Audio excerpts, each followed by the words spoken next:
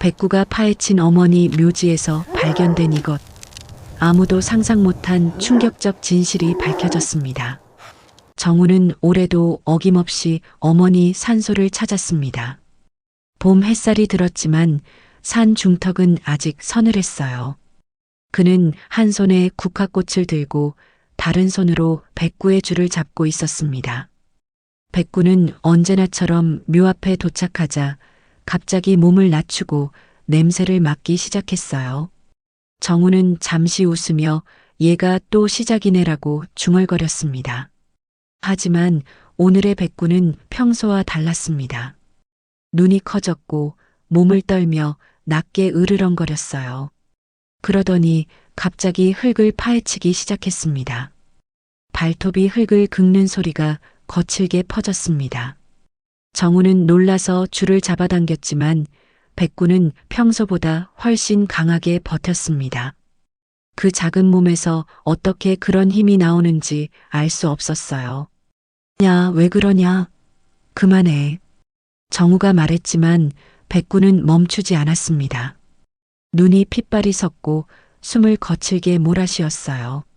마치 그 밑에 뭔가 있는 걸 안다는 듯한 행동이었습니다. 그러다 흙이 움푹 패이고 봉분의 곡선이 무너지기 시작했습니다. 정우는 급히 주변에 눈을 돌렸습니다. 혹시 아는 사람이라도 보면 큰일이라는 생각이 들었어요. 백구는 점점 더 깊이 파고 들어갔습니다. 정우는 불안감이 올라왔습니다. 백구야, 부탁이니까 그만 좀 하고 말하며 다가갔지만 백구는 그 순간 더 강하게 흙을 긁었습니다. 발톱 끝이 단단한 무언가에 부딪히는 소리가 턱 하고 울렸습니다. 정우는 그 소리를 듣는 순간 피가 서늘하게 식는 걸 느꼈어요. 그는 손으로 흙을 파내 보았습니다. 거기에는 넓고 반듯한 나무판이 드러나고 있었어요. 묘 아래에 있어선 안 될 물체였습니다. 정우는 급히 주변을 살폈습니다. 멀리서 마을 이장이 올라오고 있었어요. 이장은 숨을 몰아쉬며 말했다. 아이고, 정우야. 뭔 일이냐? 봉분이 이게 왜 이래? 정우는 더 당황했습니다. 흙은 이미 깊이 파였고 나무판은 부분적으로 드러난 상태였어요. 백구는 계속 짖으며 나무판을 긁었습니다. 이장은 다가오며 눈을 크게 떴습니다. 저게 관인가? 정우는 숨을 멈췄습니다. 그는 손이 떨렸습니다. 설마 우리 어머니 관이 저기 그대로 있는 건가요? 하지만 그는 곧 이상함을 느꼈습니다. 3년 전 장례식장에서 관을 묘지에 넣을 때 두꺼운 외장 장식이 달려 있었거든요. 그런데 지금 드러난 판은 평범한 원목이었습니다. 장식도 도금도 없이 그냥 낡은 나무판이었어요. 백구는 갑자기 정우 뒤로 물러나더니 이장을 향해 낮게 으르렁거렸습니다. 이장은 놀라며 뒷걸음질을 쳤어요. 정우는 백구의 행동에서 단순한 흥분이 아닌 표적이 있음을 깨달았습니다. 걔는 이유 없이 짖지 않습니다. 특히 백구는 사람을 거의 악물고 짖지도 않는 온순한 성격이었어요. 그때 정우는 깨달았습니다. 이 아이는 이 묘가 이상하다는 걸 알고 있었구나. 하지만 그는 아직 몰랐습니다. 그 묘 속에 어머니가 없다는 것, 그리고 그 자리에 전혀 다른 시체가 들어있다는 것을요.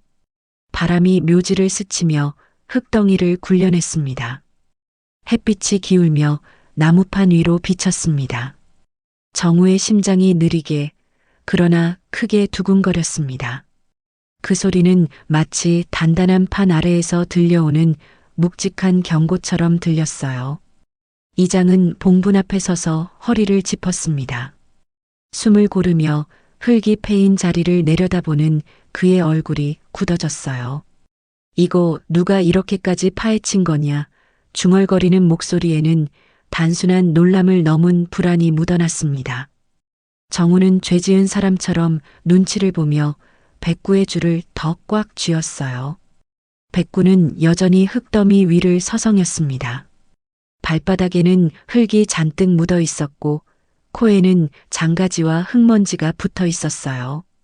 하지만 녀석은 피곤한 기색도 없이 한 곳만 뚫어지게 내려다보고 있었습니다. 파헤쳐진 그 부분, 나무판이 드러난 지점이었어요. 이장은 조심스럽게 무릎을 꿇고 흙을 조금 걷어냈습니다.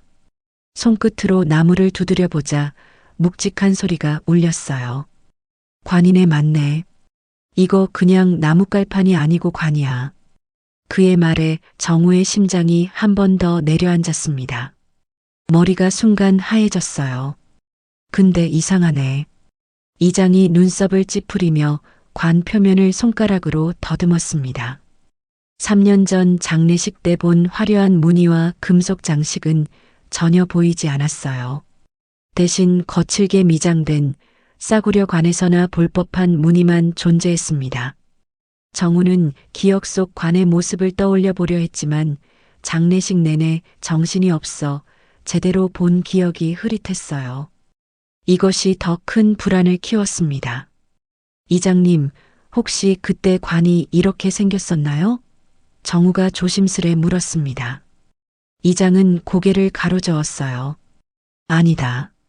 그때 상조회에서 좋은 걸로 했잖아. 위에 꽃무늬 금장도 박혀 있었고 옆에 손잡이 모양도 달랐지. 그는 단호하게 말했습니다. 백구는 그 말을 들은 듯 다시 관 위로 올라갔습니다.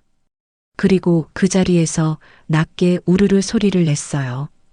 이장은 본능적으로 뒤로 물러났습니다. 얘 왜 이렇게 사나워졌냐? 예전엔 순둥이 같더니.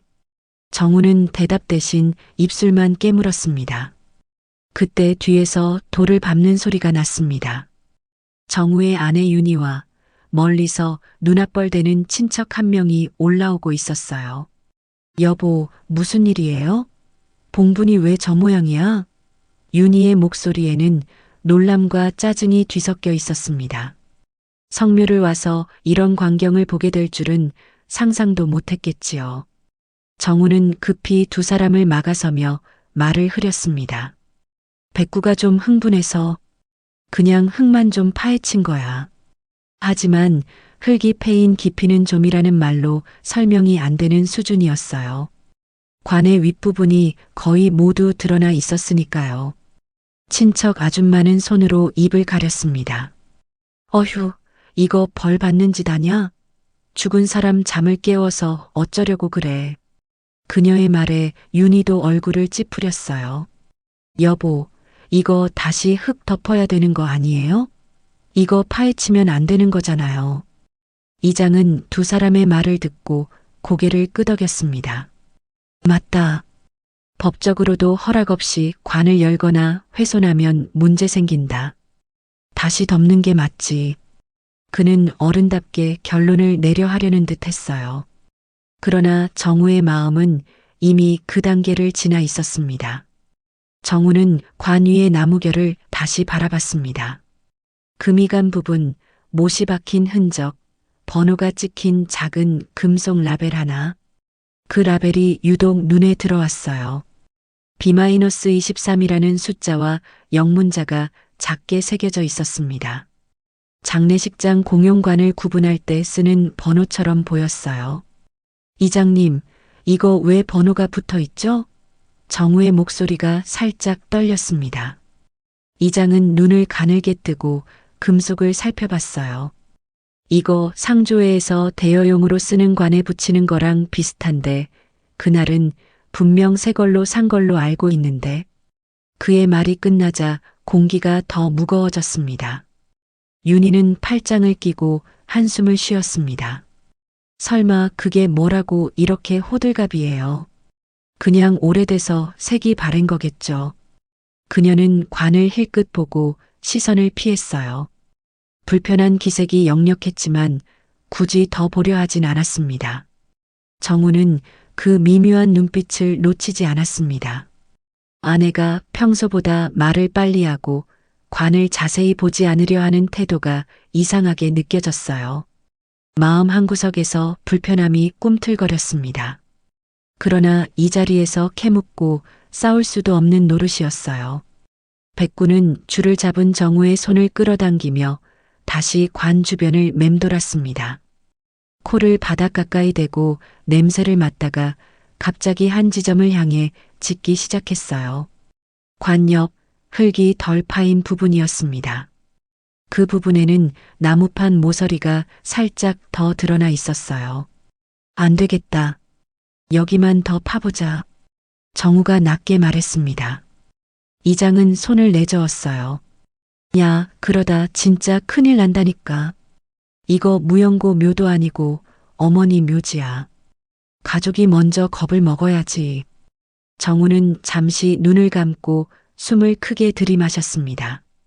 3년 동안 가슴 한켠을 눌렀던 찝찝함, 장례식 날의 어수선함, 서류를 제대로 확인하지 못했던 후회가 한꺼번에 떠올랐어요. 그리고 지금 백구가 미친 듯이 파헤치고 있는 이 장면까지. 모든 것이 그냥 우연이라고 넘기기에는 너무 맞물려 있었습니다. 이장님, 잠깐만요. 관 뚜껑 여는 건 아니고 모서리만 확인해 보죠. 정말 우리가 기억하는 관이 맞는지. 정우의 말투는 조심스러웠지만 눈빛만큼은 물러날 생각이 없어 보였어요. 윤희가 나섰습니다. 그걸 왜 확인해요? 엄마는 이미 돌아가신 지 3년이나 됐는데 이제 와서 뭐가 달라져요? 정우는 아내를 바라봤습니다. 그래도 마지막으로 내가 아들로서 해야 할 확인은 해야지. 혹시라도 우리가 모르는 일이 있었을 수도 있으니까. 그 말에 윤희의 표정이 잠깐 굳어졌다가 다시 풀렸습니다. 이장은 긴 한숨을 내쉬었습니다. 그래, 알았다. 대신 나 혼자 한 건 아니라는 거 나중에 말해줘라. 나이 들어서 경찰서 왔다 갔다 하고 싶진 않다. 그는 투덜거리면서도 결국 관 가까이 다가섰어요. 정우와 이장은 양쪽에서 흙을 조금씩 더 걷어냈습니다. 나무판에 모서리가 더 드러났고 두 사람이 손을 넣어 잡을 만한 공간이 생겼어요. 손가락에 묻은 흙이 차갑게 느껴졌습니다. 마치 오래된 비밀을 억지로 끌어내리는 기분이었어요. 백구는 바로 옆에서 숨을 헐떡이며 둘을 지켜봤습니다. 눈동자가 흔들렸고 꼬리는 낮게 내려가 있었습니다. 두려움과 긴장이 섞인 모습이었어요. 그 모습은 사람들 눈에는 단순한 개의 불안처럼 보였지만 정우에게는 지금 물러서면 안 된다는 신호로 느껴졌습니다. 자, 하나, 둘, 셋 하면 들어올리는 신용만 하자. 진짜 끝까지 여는 건 아니다. 이장이 마지막으로 못을 박듯 말했습니다. 정우는 고개를 끄덕였어요. 두 사람은 나무판의 윗부분을 손으로 꽉 잡았습니다. 하나, 둘. 이장이 숫자를 세기 시작했습니다. 윤희는 팔짱을 낀 채 뒤에서 그 장면을 바라보며 입술을 깨물었습니다. 친척 아줌마는 묵주를 꺼내 조용히 손가락으로 굴리고 있었어요. 셋. 관 뚜껑이 아주 조금 숨 쉴 틈 정도로만 들렸습니다. 그 순간 안에서 올라오는 냄새가 공기를 스쳤어요. 말로 설명하기 힘든 오래된 습기와 약품 냄새가 섞인 냄새였습니다. 공기 자체가 한순간 묵직해졌어요. 이장은 그 자리에서 멈췄습니다. 됐다, 됐어. 더는 안 된다.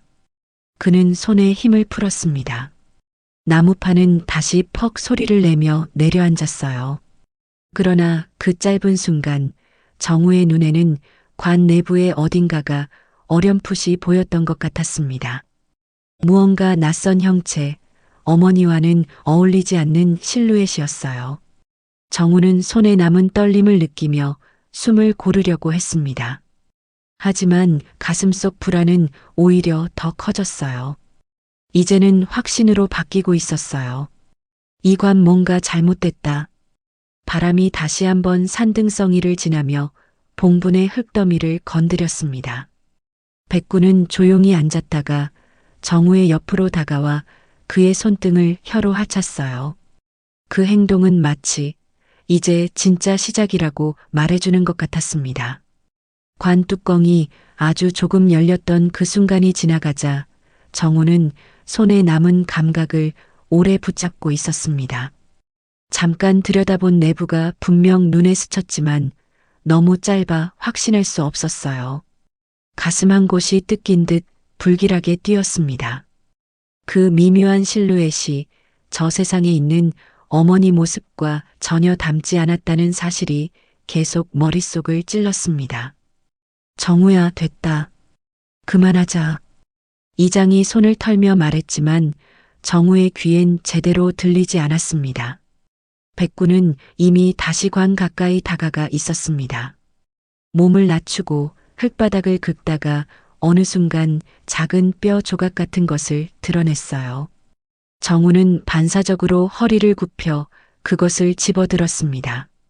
손바닥 위에 올려본 순간 심장이 멈출 것 같았어요. 치아 조각이었습니다.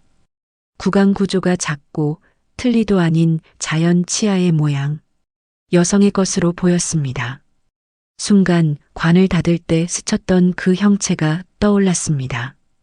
어머니의 시신은 화장 전까지 비단 수의와 둘러싸여 있었는데 방금 본 실루엣은 너무 거칠고 무언가 덮인 채 굳어있던 형태였습니다. 정우는 손에 든 치아 조각을 바라보며 숨을 삼켰습니다. 백구는 그 치아 냄새를 맡고 계속 울부짖었습니다. 마치 맞다라고 외치듯이요. 정우는 주변을 둘러보았습니다. 윤희는 이미 몇 걸음 뒤로 물러난 채 얼굴을 찡그리고 있었어요. 친척 아줌마는 십자 성호를 그으며 눈을 감았고 이장은 괜히 주머니에서 담배를 꺼내다 말았습니다. 누구도 지금 이게 정상인가? 라고 묻지 않았지만 모두 표정으로 그렇게 말하고 있었어요. 정우는 다시 관에 손을 올렸습니다. 이번에는 열려고 하지 않았습니다. 그저 손바닥을 얹었어요. 차가운 나무 표면이 손바닥 위로 전달됐습니다. 그는 머릿속으로 3년 전 장례식 장면을 떠올렸습니다. 장례식장 직원이 저희가 모든 절차 책임지겠습니다라며 분주하게 움직였던 모습, 윤희가 그 직원과 귓속말을 나누던 장면, 이모 미숙이 이상하게도 곡을 하지 않고 웃으며 조문객을 봤던 순간, 그 모든 장면이 지금 하나의 의심으로 연결되고 있었습니다. 정우는 속으로 생각했습니다. 만약 정말 어머니가 아닌 다른 사람이 묻힌 거라면? 그럼 우리 어머니는 어디 있는 거지? 그때 바람이 세게 부딪히며 관 옆에 쌓인 흙더미 일부가 무너졌습니다. 쌓여있던 흙 사이에서 종이가 하나 끊어져 나왔어요. 흙에 젖어 있는 그것은 구겨진 서류의 조각이었습니다. 정우는 본능적으로 그것을 집어들었습니다. 종이는 오래됐지만 글자는 남아 있었습니다. 사망신고서, 그리고 그 바로 아래 신고인 장정우. 정우의 손이 크게 떨렸습니다. 그는 사망신고서에 도장을 찍은 적이 없었습니다. 3년 전 모든 서류는 윤희가 대신 처리했다고 말했어요. 여보, 당신 정신없잖아. 내가 다 챙겼어.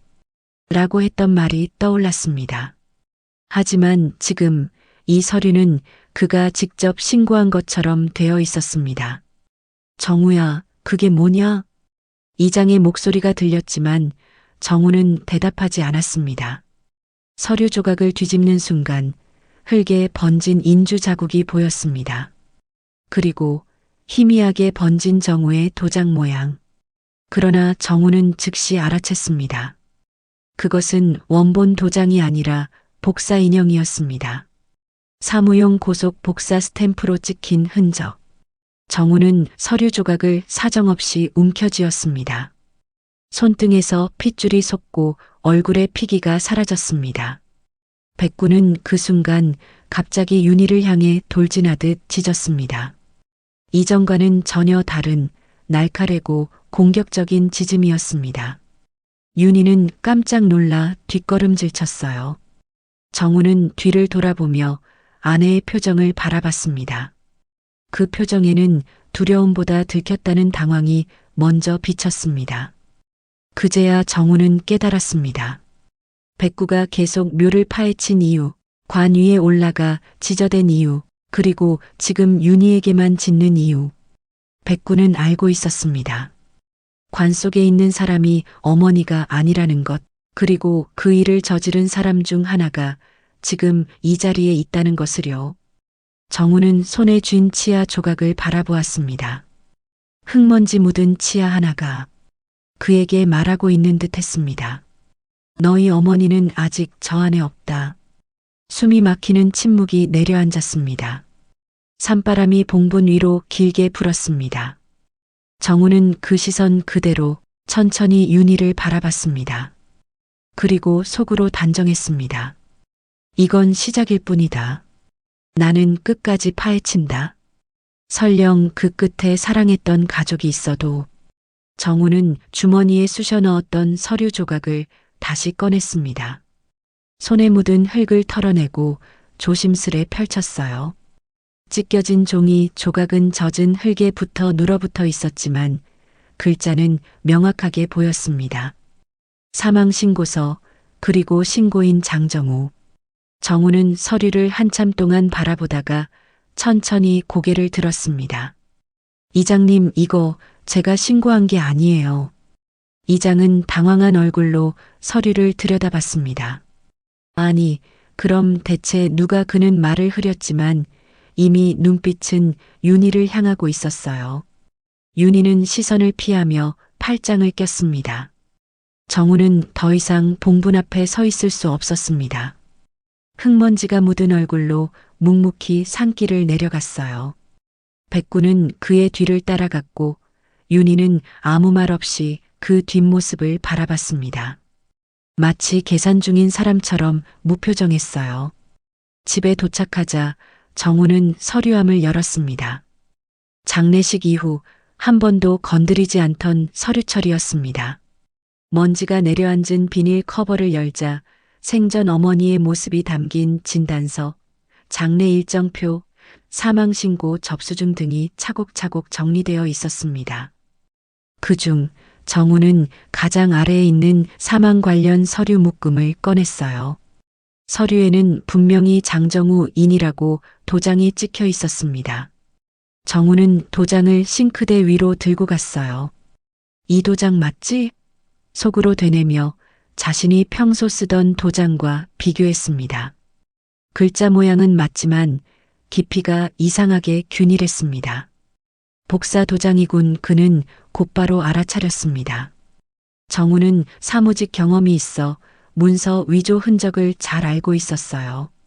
사람이 직접 찍으면 잉크 농도가 조금씩 달라지지만 인형 복사 방식은 모든 글자 굵기가 동일합니다.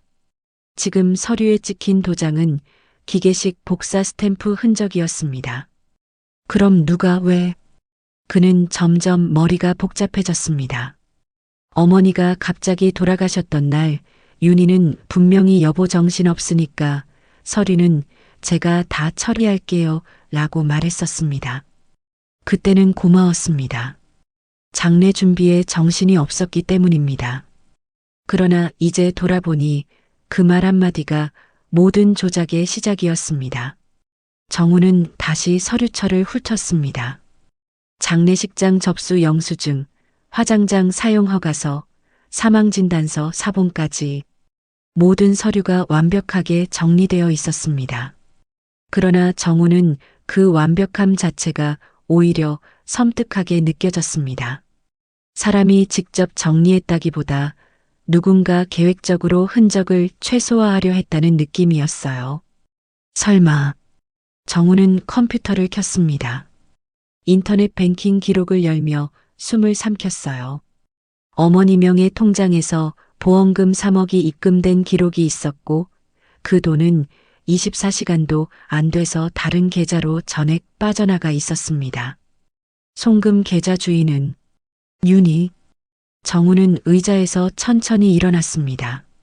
다리가 잠시 힘을 잃어 휘청했어요. 내가 도장을 찍지도 않았는데, 보험금도 내가 받지 않았는데, 입술이 바짝 말랐습니다. 그리고 그 순간 현관문이 열리며 윤희가 들어왔습니다. 여보, 왜 이렇게 어두운데 앉아 있어요? 목소리는 평소와 같았지만 정우 귀에는 가식적인 톤이 선명하게 들렸습니다. 당신 사망 신고 왜 내가 한 걸로 했어? 정우의 질문에 윤희는 순식간에 표정을 바꾸지 않았습니다. 그저 너무 자연스럽게 웃었습니다. 그때 당신 정신 없었잖아. 그래서 내가 대신했지. 뭐가 문제야? 정우는 한 걸음 다가섰습니다. 그럼 도장은? 왜 복사 도장 찍었어? 윤희의 눈이 살짝 흔들렸습니다. 아주 잠깐 0.5초도 되지 않는 흔들림. 그러나 정우는 놓치지 않았습니다. 내가 직접 찍으라고 한 적 없어. 장례식 서류도, 보험 서류도. 정우가 서류를 내밀며 말했습니다. 윤희는 눈썹을 찌푸렸습니다. 당신 기억이 왜 그래? 내가 다 물어봤다니까. 그럼 왜 보험금은 내 계좌가 아니라 당신 비상 계좌로 갔어? 정우가 낮은 목소리로 말하자 윤희는 마침내 말을 잃었습니다. 순간 집안이 조용해졌어요. 냉장고 돌아가는 소리조차 크게 들릴 정도였습니다. 그리고 거실 한쪽에서 백구가 낮게 으르렁거렸습니다. 윤희를 향한 소리였습니다. 윤희는 그때 갑자기 귀 뒤를 쓸며 웃었습니다. 그래서 뭐? 보험금 좀 쓴 게 그렇게 큰 문제야? 목소리는 웃고 있었지만 눈빛은 웃지 않았습니다. 정우의 몸에서 서서히 분노가 올라왔습니다. 그러나 그는 참았습니다. 말로는 못 믿겠어. 난 확인할 거야. 정우는 USB를 꺼냈습니다. 3년 전 장례식장 CCTV 파일이 담긴 USB였습니다. 이모 미숙과 윤희가 장례 직원과 대화하며 서류 봉투를 주고받는 장면이 담긴 영상. 윤희의 얼굴이 순간 굳었습니다. 정우는 USB를 들고 거실 불을 켰습니다. 백구가 그 발치에 바짝 붙어 서 있었어요. 걔는 사람보다 먼저 거짓말을 알아본다는 말이 떠올랐습니다. 정우는 조용히 선언하듯 말했습니다. 오늘부터 난 진실만 본다. 그리고 당신이 숨긴 게 뭐든 전부 꺼낼 거야. 윤희의 표정은 완전히 굳었습니다. 그리고 그건 이 싸움이 이제 막 시작되었다는 증거였습니다. 정우는 USB를 들고 방으로 올라갔습니다. 손끝이 차가울 정도로 긴장이 올라왔지만 심장은 뜨겁게 뛰고 있었습니다. 그는 백구가 따라 들어오는 것을 느꼈지만 말리지 않았어요. 지금 혼자가 아니다. 그렇게 느껴졌습니다.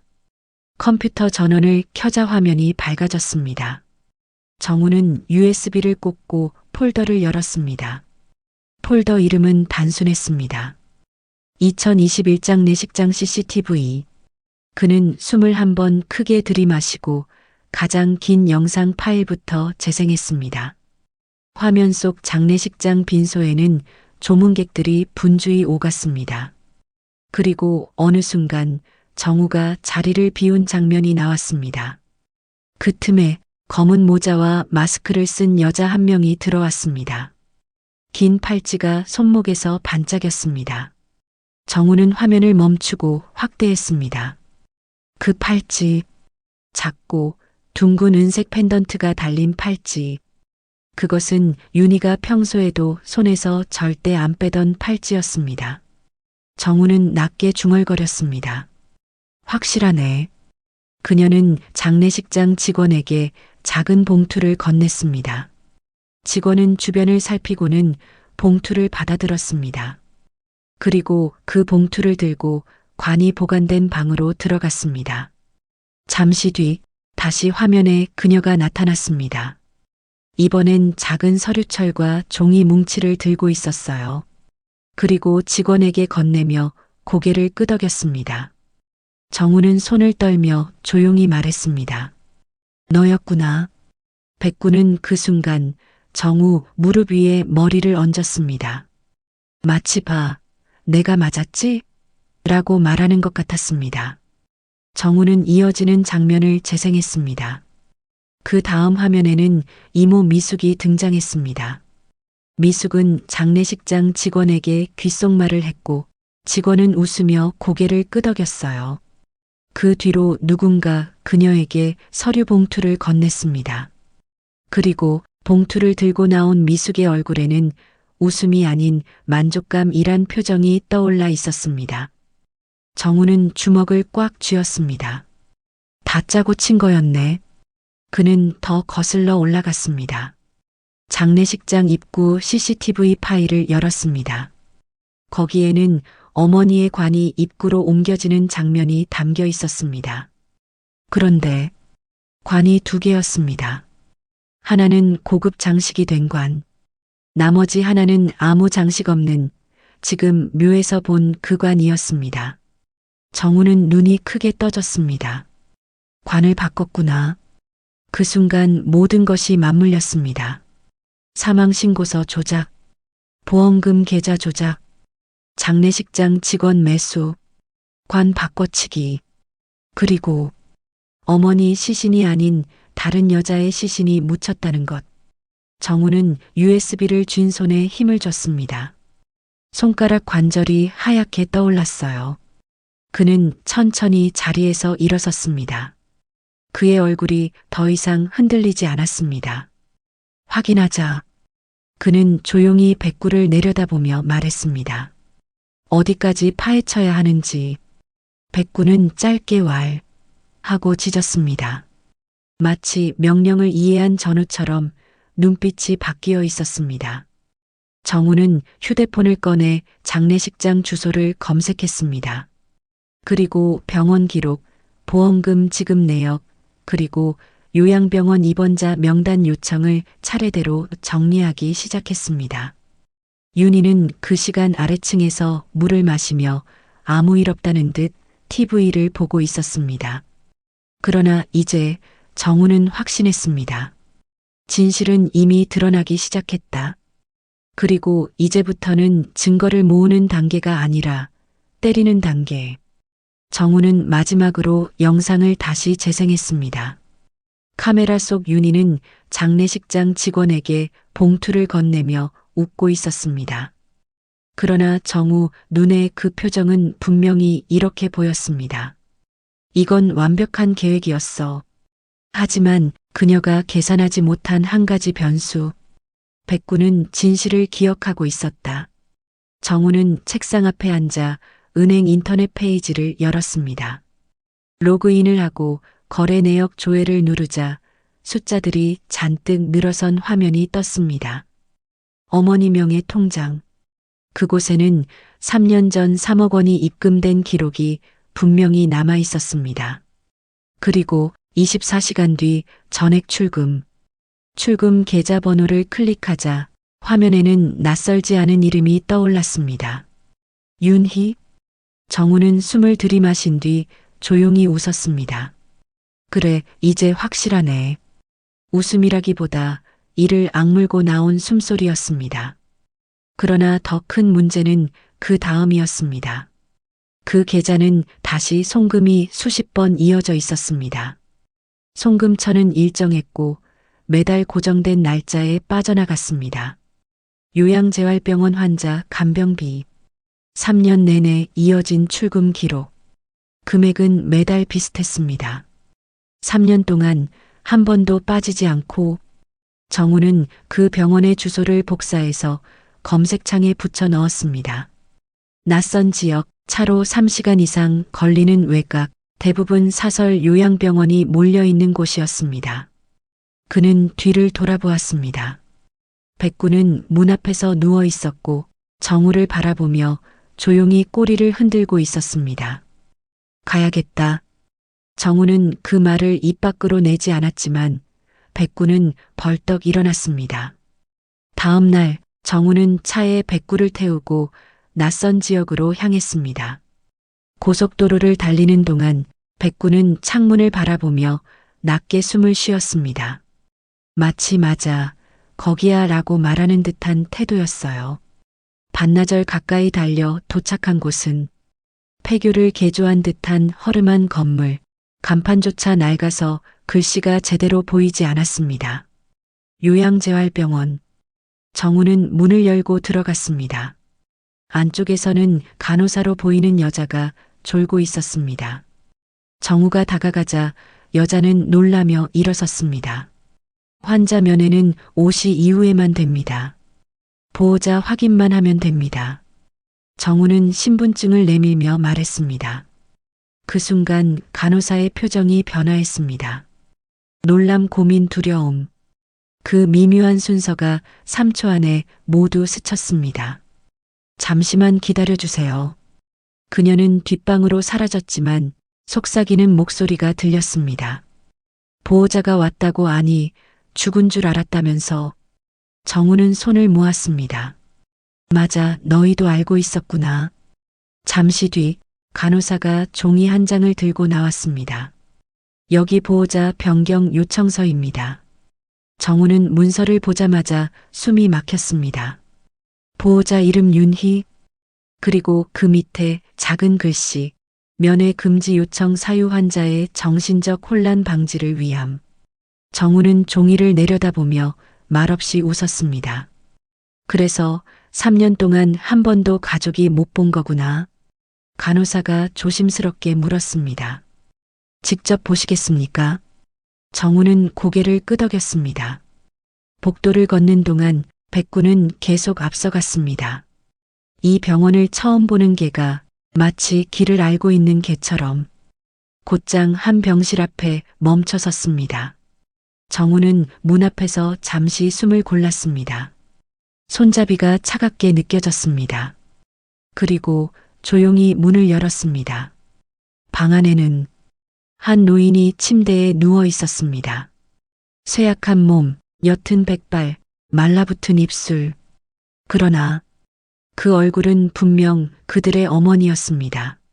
눈을 감고 있었지만 정우는 본능적으로 알아볼 수 있었습니다.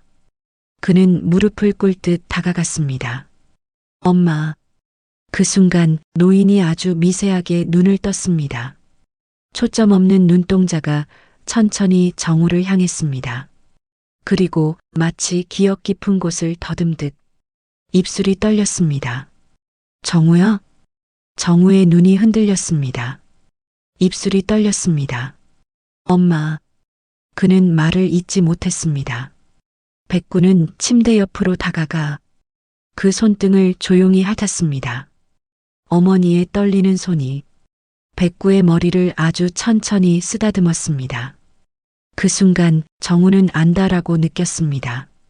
어머니는 죽지 않았다. 누군가 죽은 것처럼 만들었을 뿐. 그리고 그 누군가는 어머니를 3년 동안 감금하고 있었다. 정우는 어머니의 손을 붙잡은 채 한동안 말을 잇지 못했습니다. 산소 앞에서 수없이 절했던 그 손, 돌아가셨다고 믿고 제사상까지 차렸던 그 존재가 지금 이곳에서 숨쉬고 있다는 사실이 온몸을 흔들어 놓았습니다. 엄마 어떻게 된 거예요? 말끝이 떨려 나왔습니다. 그는 어머니 얼굴을 살피며 눈을 깜빡였습니다.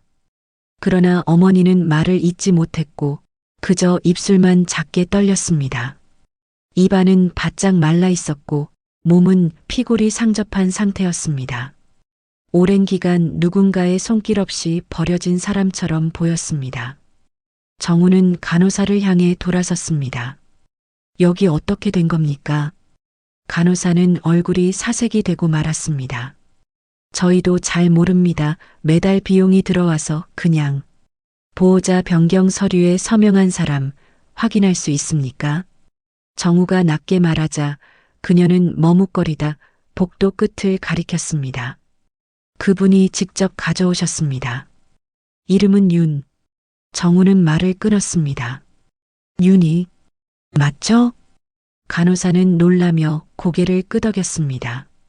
그러나 정우는 이미 알고 있었습니다. 그러자 병실 안에서 백구가 갑자기 으르렁거리기 시작했습니다.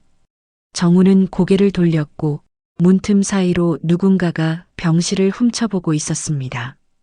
미숙 이모. 정우는 이름을 부르며 일어섰습니다. 미숙은 화들짝 놀라며 뒷걸음질 쳤고 즉시 도망치려 했습니다. 그러나 백구가 먼저 반응했습니다. 짐승이 아니라 증거를 기억한 목격자처럼 으르렁이며 빠르게 따라붙었습니다. 정우가 뒤따라 뛰었습니다. 병원 복도는 길었고 미숙은 구두를 신고 뛰다 균형을 잃고 벽에 부딪혔습니다. 정우는 바로 그녀를 붙잡았습니다. 언제부터였어요? 미숙은 숨을 몰아쉬며 고개를 돌렸습니다. 내가 그런 게 아니야. 그럼 누가 했어? 난 그냥 도와달라는 말만 들었지. 정우는 그녀의 두 어깨를 잡고 흔들었습니다. 도와달라니? 누가? 미숙은 결국 입술을 깨물었습니다. 윤희가 다 한 거야. 순간 어머니 병실에서 미세한 기계음이 들렸습니다. 병실 모니터 수치가 급격히 흔들리고 있었습니다. 정우는 즉시 뛰어 돌아갔습니다. 어머니는 숨을 거칠게 몰아쉬고 있었고 간호사는 허둥지둥 기계를 잡고 있었습니다. 환자분이 갑자기 심박이. 그러나 정우는 뒤늦게 깨달았습니다. 그 순간 병실 창문이 약간 열려 있었고 누군가 방금 전까지 거기에 서 있었던 것입니다. 누군가 어머니에게 약을 투여하려 했다는 증거처럼 주사기 바늘 하나가 바닥에 떨어져 있었습니다. 백구는 창문을 향해 이빨을 드러내며 짖었습니다. 정우는 그 현장을 봤습니다. 누군가 어머니를 2번 죽이려 했다. 그리고 그는 그 범인이 누구인지 이미 알고 있었습니다. 정우는 손에 쥐고 있던 서류를 바닥에 내던졌습니다. 이제 끝이다. 덮어둘 생각 없어. 미숙은 벽에 주저앉은 채 중얼거렸습니다. 윤희는 내 어머니 연금도 챙겼어. 내가 못 본 척하면 매달 일정 금액 준다고 했고 정우는 웃음도 분노도 나오지 않았습니다. 그저 얼어붙은 사람처럼 고개만 숙였습니다. 그래서 엄마를 죽인 걸로 만들고 여기다 숨겨둔 거군요. 미숙은 눈을 질끈 감았습니다. 내가 어차피 모를 거라 그랬어. 정우는 천천히 일어섰습니다. 그의 표정은 더 이상 흔들리지 않았습니다. 백구는 그의 옆에 서서 조용히 서 있었습니다.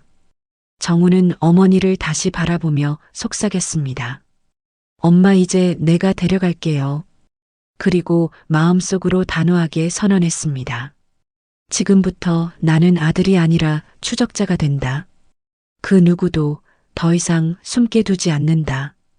정우는 집으로 돌아오자마자 느리게 숨을 들이쉬고 거실을 천천히 훑었습니다. 오늘 이 집은 그 어느 때보다 낯설고 싸늘한 장소처럼 느껴졌습니다. 아내와 함께 살던 공간이 아니라 범인이 머물던 은신처처럼 느껴졌습니다. 백구는 현관에서부터 조용히 냄새를 맡기 시작했습니다. 그리고 거실을 지나 안방 방향으로 곧장 걸어갔습니다. 마치 여기야 라고 말하듯이요. 정우는 천천히 방문을 열었습니다. 윤희의 방은 깔끔하게 정리되어 있었지만 너무 정리되어 있어서 오히려 이상한 방이었습니다. 화장대 위엔 흔적이 없었고 서랍은 전부 닫혀 있었고 책상 위에는 아무 종이도 놓여 있지 않았습니다. 그는 그대로 서랍을 열었습니다. 맨 위 칸에는 아무것도 없었습니다. 그러나 2번째 칸을 열었을 때 더 이상 평범한 아내의 방이 아님을 확인했습니다. 현금 5천만 원이 묶음으로 놓여 있었습니다.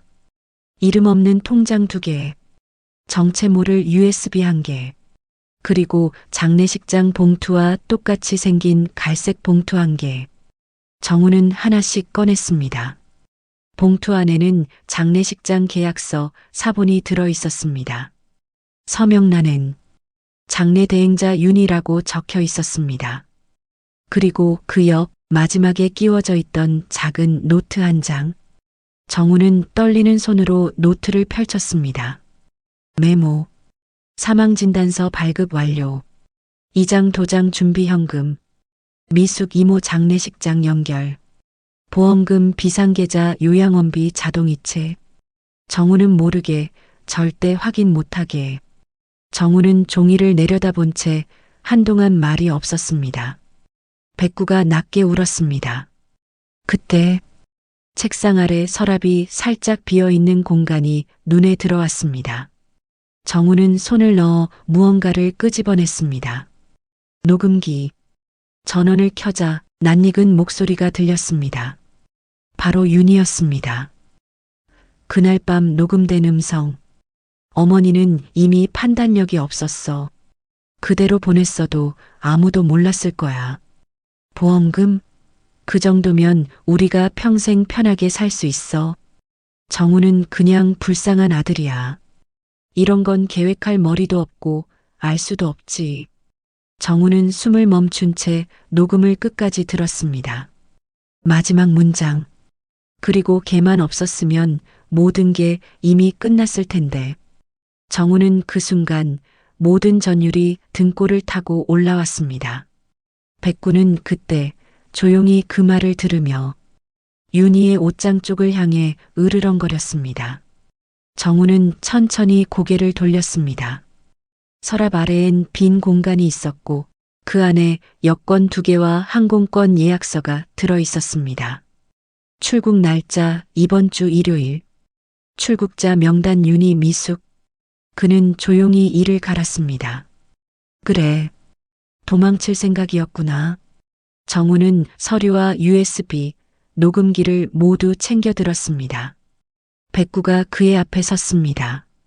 이제 잡으러 가자. 걔는 짧게 짖었고 그 짖음은 마치 지금부터 사냥 시작이라는 선언 같았습니다. 정우는 윤희의 방에서 챙긴 증거들을 가방에 넣고 집을 나섰습니다. 이미 마음속 선언은 끝났습니다. 이제 더 이상 집안에서 진실을 찾을 게 아니다. 숨은 곳에서 끌어내야 한다. 백구는 현관 앞에서 기다리고 있었습니다. 마치 출동을 준비한 경찰견처럼 몸이 앞으로 기울어져 있었어요. 정우는 차 문을 열어 백구를 태운 뒤 곧장 미숙의 집으로 향했습니다. 미숙의 집은 오래된 단독주택 골목에 있었습니다. 정우가 도착했을 때 집안에서 누군가 다급하게 짐을 꾸리는 인기척이 들렸습니다. 백구는 차에서 내리자마자 현관문을 향해 으르렁거리며 짖었습니다. 정우가 문을 두드렸습니다. 이모, 열어주세요. 문은 잠겨 있었고 안쪽에서 서랍 닫히는 소리가 났습니다. 열어주세요.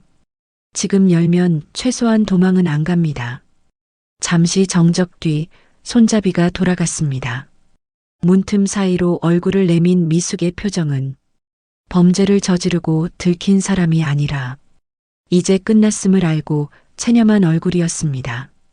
정우는 말없이 가방을 열어 녹음기 재생 버튼을 눌렀습니다. 정우는 그냥 불쌍한 아들이야. 이런 건 계획할 머리도 없고 알 수도 없지. 그리고 걔만 없었으면 모든 게 이미 끝났을 텐데. 미숙의 얼굴이 순식간에 무너졌습니다. 손이 떨렸고 말이 나오지 않았습니다. 이모, 이건 실수라기엔 너무 치밀했어요. 정우는 USB를 꺼냈습니다. 장례식장 CCTV 영상, 사망신고서 복사도장 흔적, 보험금 송금 기록, 모든 증거가 다 들어있는 USB였습니다. 미숙은 결국 주저앉았습니다. 난 그냥 돈이 필요했을 뿐이야. 윤희가 먼저 제안했어. 너 몰래 통장 만들자고, 보험금 나눠 가지자고. 정우는 묻지 않았습니다. 이미 알고 있었으니까요. 이모, 어머니 살아계십니다. 그 말에 미숙은 머리를 번쩍 들었습니다. 입이 벌어졌지만 말은 나오지 않았습니다. 그리고 지금은 내가 찾았습니다. 도망쳐도 이미 끝이에요. 정우는 백구를 불렀습니다. 백구는 미숙 앞에 서서 멈췄습니다. 걔는 아무 말도 하지 못하는 인간 대신 그녀의 죄를 기억한 증인처럼 조용히 그러나 확실하게 잡아두고 있었습니다. 정우는 경찰 신고 버튼을 눌렀습니다. 이제 남은 건 하나뿐입니다.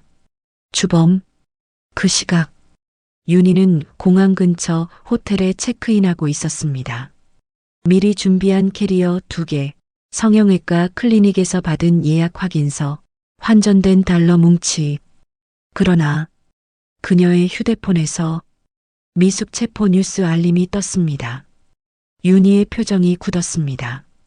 그녀는 서둘러 짐을 챙기려 했지만 방문 쪽에서 낮고 깊은 커억하는 게 울음소리가 들렸습니다.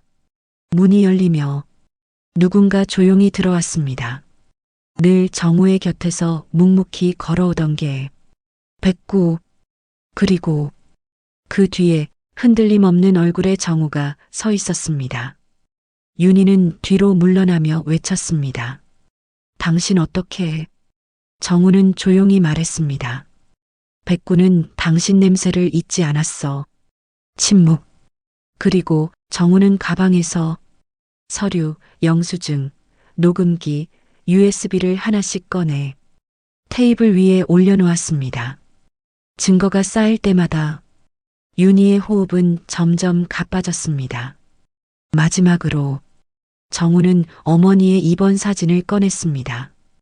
당신은 죽은 사람을 만든 게 아니라 살아있는 사람을 버렸어. 윤희의 다리가 풀렸습니다. 백구는 조용히 그녀 앞으로 다가가 낮게 깊게 으르렁거렸습니다. 걔만 없었으면 끝났을 텐데 라는 그 말에 대한 정확한 답변처럼 윤희는 결국 의자에 주저앉았습니다. 정우는 휴대폰을 들었습니다. 신고는 이미 했고 이제는 당신이 똑똑히 들어야 할 말만 남았어요. 그는 천천히 윤희를 바라보며 말했습니다. 나는 더 이상 당신 남편이 아니다. 나는 피해자의 아들이다. 윤희는 의자에 털썩 주저앉은 채 숨만 몰아쉬고 있었습니다. 얼굴에서 피기가 모두 빠져 있었고 옷깃도 정리되지 않은 채 흔들리고 있었어요. 정우는 그런 윤희를 조용히 내려다보았습니다. 함께 밥을 먹던 사람, 가족이라고 믿었던 사람을 바라보는 눈엔 아픔보다 결정적인 단념이 담겨 있었습니다. 백구는 윤희 앞에 앉아 낮은 목소리로 계속 으르렁거렸습니다. 몸을 던져 물진 않았지만 그 울음소리에는 분명한 메시지가 담겨 있었어요. 나는 기억한다. 너는 이미 들켰다. 정우는 휴대폰을 들었습니다. 경찰 10분 내 도착 예정. 그는 더 이상 윤희를 향해 어떤 말도 하지 않았습니다. 애원도 변명도 받아줄 생각이 없다는 뜻이었습니다. 윤희는 결국 떨리는 목소리로 입을 열었습니다. 처음엔 그냥 돈 때문이었어. 정우는 대꾸하지 않았습니다. 당신 엄마가 나한테 서류 맡겼잖아. 그때부터였어. 죽어가는 사람 돌보느라 내 인생만 낭비한다는 생각. 정우는 천천히 고개를 돌려 윤희의 눈을 바라보았습니다. 그러나 그 눈엔 동정심 따위 없었습니다. 그래서 죽은 걸로 만들었어? 정우가 낮게 말하자 윤희 입술이 파르르 떨렸습니다. 죽이지는 않았어. 그냥 사라지게 했을 뿐이야. 정우는 조용히 웃었습니다. 그걸 세상은 살인미수라고 해. 윤희는 더는 말을 잇지 못했습니다. 그저 고개를 떨군 채 숨만 몰아쉬었습니다.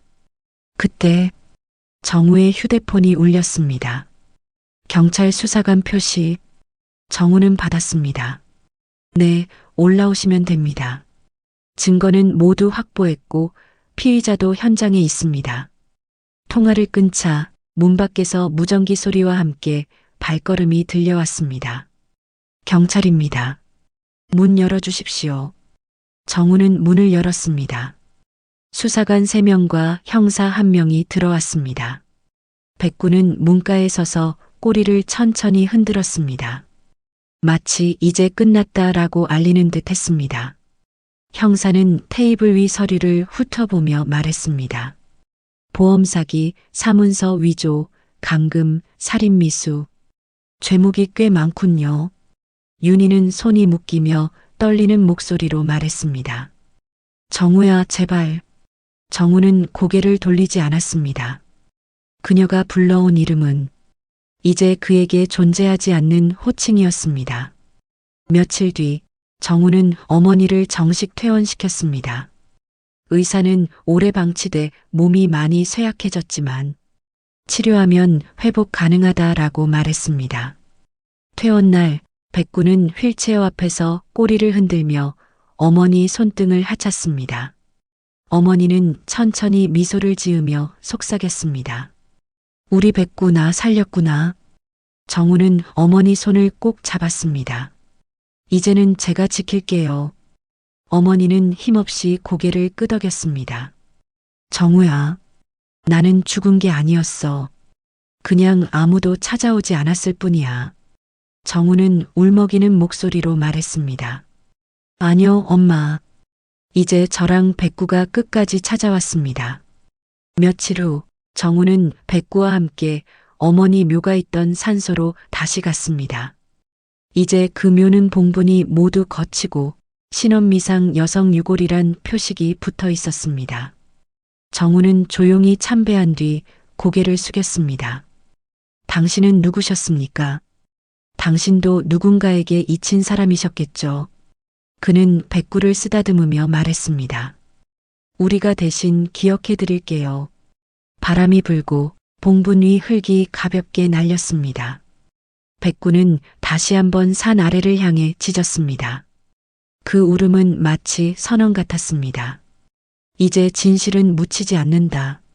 어두운 곳은 끝났다. 그리고 정우는 천천히 어머니의 휠체어를 밀며 산길을 내려갔습니다. 백구는 두 사람 곁을 따라 걷고 있었습니다. 그 모습은 세 사람이 아니라 세 생명이 서로를 지키는 가족처럼 보였습니다.